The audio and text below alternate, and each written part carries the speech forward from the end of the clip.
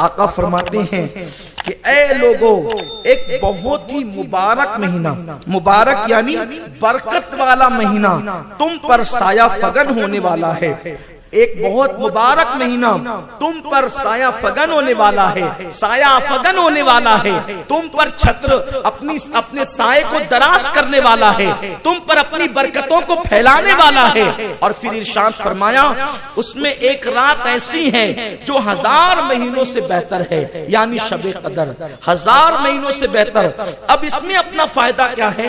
جو رات 1000 مہینوں سے بہتر ہے، اگر ہم اس رات میں رات بھر عبادت کر لیں تو اور لوگوں نے 80 سال میں جو عبادت کی ہے، یعنی اور لوگوں نے 80 سال تک جو عبادت کی ہے، ان کو جو ثواب ملا ہے اس سے زیادہ ثواب شب قدر میں عبادت کرنے والے کو ملتا ہے، اس لیے کہ یہ 1000 مہینوں سے افضل ہے۔ میرے آقا صلی اللہ علیہ وسلم کے دیوانوں، اور شب قدر کب ہوتی ہے؟ یا تو 21 کو ہوتی ہے، یا تو 23 کو ہوتی ہے، یا تو 25 کو ہوتی ہے، یا تو 27 کو ہوتی ہے، یا تو 29 کو ہوتی ہے۔ اب اس کو پانے کے لیے بزرگان دین بلکہ آقا کریم صلی اللہ علیہ وسلم خود بھی جو ہے اعتکاف فرمایا کرتے تھے۔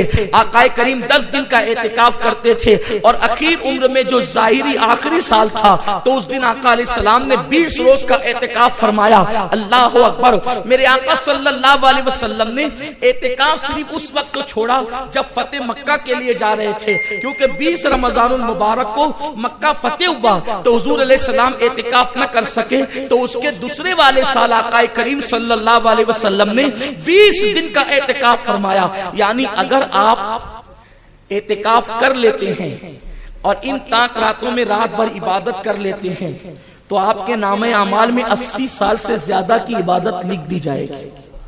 اس کی بڑی برکتیں کبھی وقت ہوگا انشاءاللہ تو ہم شب قدر میں اس کا تذکرہ کریں گے۔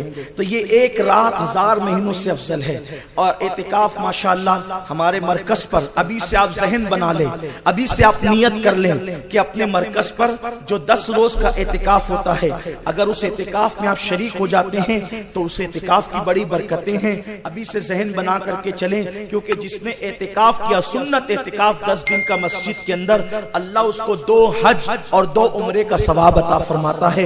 اور اس کے بعد راتوں کی عبادت الگ، بھرپور عبادت کرنے کا، جس کو کہتے ہیں نا پیٹ بھر کی عبادت کرنے کا موقع ملتا ہے۔ تو ہاں آپ اس کے لیے اپنے آپ کو ابھی سے ذہنی طور پہ تیار کر لیں۔ اور یہاں کے اعتکاف کا حال یہ ہے کہ بندہ یہاں پر تاک راتوں میں رات بھر عبادت بھی کر لیتا ہے، اور اس کے بعد دن میں علم دین بھی سیکھ لیتا ہے۔ تو یہاں کے اعتکاف کی برکتیں الگ ہیں۔ اگر اللہ موقع دے تو کم سے کم زندگی میں ایک مرتبہ اعتکاف کرنے کا ذہن ضرور بنانا چاہیے۔ میرے آقا صلی اللہ علیہ وسلم کے دیوانوں، ابھی سے آپ اپنا ذہن بنا کر کے چلیں۔ میں نوجوانوں سے خاص طور پہ کہتا ہوں کہ دنیا کے لیے تو ہم نے بہت ٹائم نکالا ہے، ہم نے کاروبار کے لیے تو بہت وقت نکالا ہے، ہم نے ہر چیز کے لیے ٹائم نکالا۔ اللہ کے لیے 10 دن نکالیے، اللہ کے لیے 10 دن دیجئے، اور اللہ کے گھر میں آ کر کے بیٹھ جائیے۔ خدا کی عزت کی قسم، آؤ گے تو قسمت ٹوٹی ہوگی، اور جاؤ گے انشاءاللہ تو تقدیریں بدل کر کے جاؤ گے، زندگی میں انقلاب لے کر کے جاؤ گے۔ میرے آقا علیہ السلام کے پیارے دیوانوں، ماشاءاللہ اتنے سارے نوجوان ہیں، اگر ذہن آپ بنا لیتے ہیں تو میں سمجھتا ہوں کہ آپ کا یہاں آنا بھی کامیاب ہوگا اور یہاں سے جانا بھی کامیاب ہوگا۔ وہ رات جو لوگ اعتکاف کرتے ہیں ان لوگوں کو وہ رات مل ہی جاتی ہے جسے شب قدر کہتے ہیں، جس کے لیے صحابہ روتے تھے، جس کے لیے اولیاء اللہ دعائیں کرتے تھے، وہ حضرات کو شب قدر ملتی ہے جو اعتکاف کرتے ہیں۔ اور اگر آپ اعتکاف کسی وجہ سے نہ کر سکیں تو ہر تاک رات میں اسی مسجد کے اندر قیام اللیل ہوتا ہے، پوری رات عبادت ہوتی ہے، تو آپ اس کے اندر تشریف لے آئیں تاکہ پوری رات عبادت کا شرف حاصل کر لیں۔ تو آقا فرماتے ہیں یہ ایک رات، رمضان شریف کی ایک رات 1000 مہینوں سے افضل ہے۔ میں آپ سے گزارش کروں گا آپ اس کو سن کر ضائع مت کیجیے، آپ ذہن بنائیے کہ اس مرتبہ میں وہ رات پانا ہے۔ زندگی کا کوئی بھروسہ نہیں، اس سال تو ہم وہ رات کو پا کر رہیں گے۔ اللہ تبارک و تعالیٰ سے دعا کیجئے، رب کی بارگاہ میں گڑ گڑائیے کہ ہمیں اس سال شب قدر ملنا ہی چاہیے انشاءاللہ۔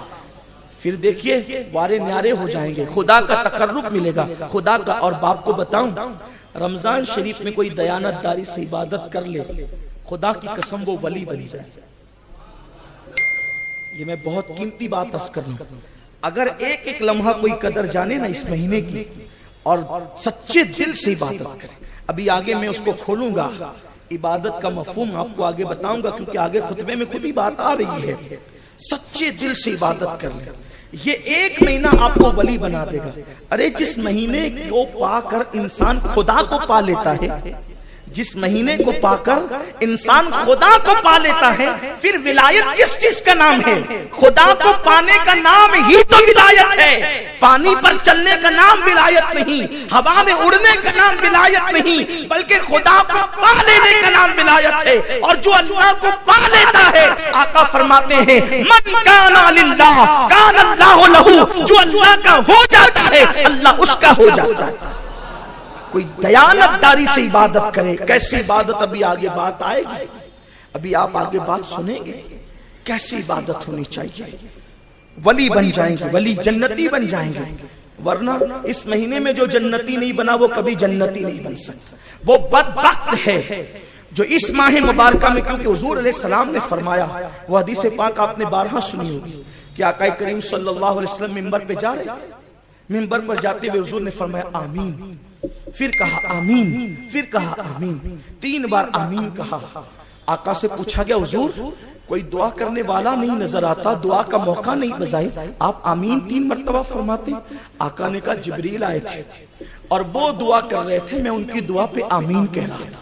توجہ کریں، سب سے قیمتی لمحہ وہ ہوتا ہے جب امام منبر پہ چڑھتا ہے، یہ سب سے قیمتی لمحہ ہوتا ہے، یاد رکھنا، اس سے قیمتی لمحہ کبھی نہیں آتا۔